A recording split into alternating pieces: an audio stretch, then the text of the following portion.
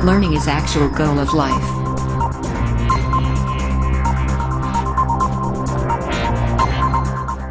Question 10 factorize each of the following.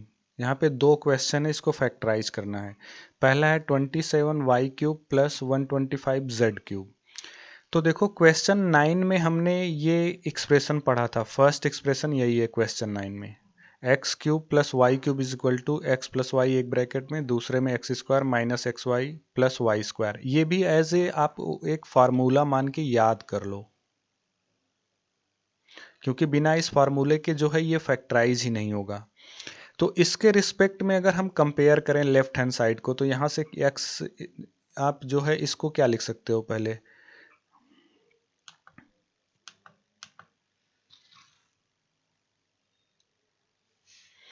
आप इसको लिख सकते हो 3y का होल क्यूब, ठीक है, फाइनली 27y क्यूब आ जाएगा, प्लस इसको आप लिख सकते हो 5z का होल क्यूब, इसको 3 बार मल्टीप्लाई करोगे यही आ जाएगा। अब देखो यहाँ से जो है लेफ्ट हैंड साइड से अगर हम कंपेयर करें तो x की वैल्यू कितनी आ रही है, x की वैल्यू आ रही है 3y, ठीक है, और y की वैल्यू कंपेयर करें तो कितनी आ रही है 5z। ये हम कंपेयर करने पे ये रिजल्ट आ रहा है। तो फाइनली जो है देखो, अगर लेफ्ट हैंड साइड ऐसा है समथिंग का क्यूब प्लस समथिंग का क्यूब, उसको जो है इस एक्सप्रेशन से तोड़ेंगे, राइट हैंड साइड को इसके रिस्पेक्ट में लिखेंगे। तो पहले ब्रैकेट में x प्लस वाई, एक्स की वैल्यू कितनी आई 3y प्लस y की वैल्यू कितना है 5z,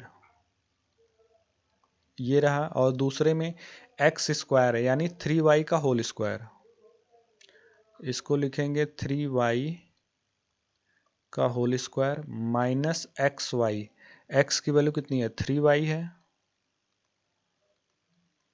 और y की वैल्यू कितना 5z, ठीक है, और प्लस वाई स्क्वायर, वाई की वैल्यू कितनी है 5z, इसका स्क्वायर और फिर बड़ा ब्रैकेट क्लोज। तो फाइनली देखो ये क्या आएगा, यहां से इसको एक ब्रैकेट में रहने दो,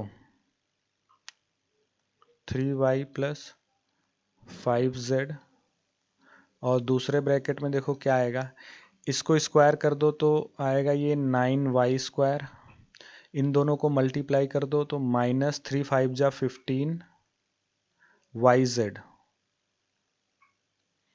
और ये आएगा प्लस 5 का स्क्वायर करोगे 25 z स्क्वायर, z को 2 टाइम्स मल्टीप्लाई करोगे तो z स्क्वायर।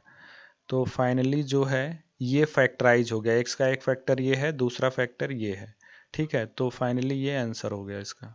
सेकेंड पार्ट इसका है 64m cube minus 3433n cube, ठीक है।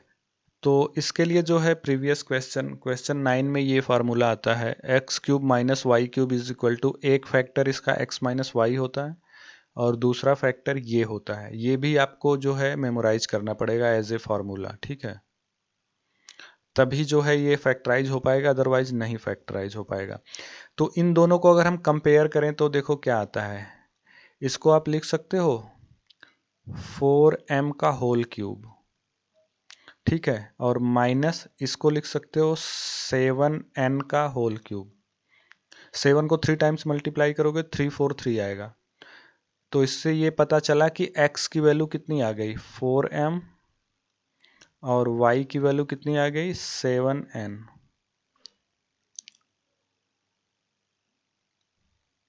ठीक है। वैसे ये फार्मूला अगर आप न भी याद करो, केवल प्लस वाला याद करोगे तो बस खाली y की वैल्यू माइनस 7n लिख सकते हो, तब भी जो है उससे वो आ जाएगा। तो फाइनली देखो ये ऐसे क्या आएगा, x माइनस वाई, एक्स की जगह क्या है 4m माइनस वाई की वैल्यू कितना है 7n, और दूसरे ब्रैकेट में एक्स स्क्वायर यानी 4m का स्क्वायर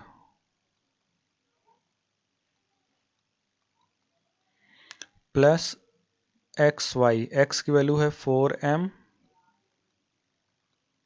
और दूसरे ब्रैकेट में जो है 7n, एक्स वाई हो गया, प्लस वाई स्क्वायर यानी 7n का होल स्क्वायर,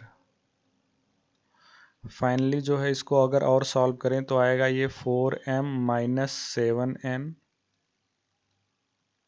दूसरे ब्रैकेट में आएगा 16m स्क्वायर प्लस 7 4 जा 28 mn प्लस 7 का स्क्वायर करोगे आएगा ये 49n स्क्वायर।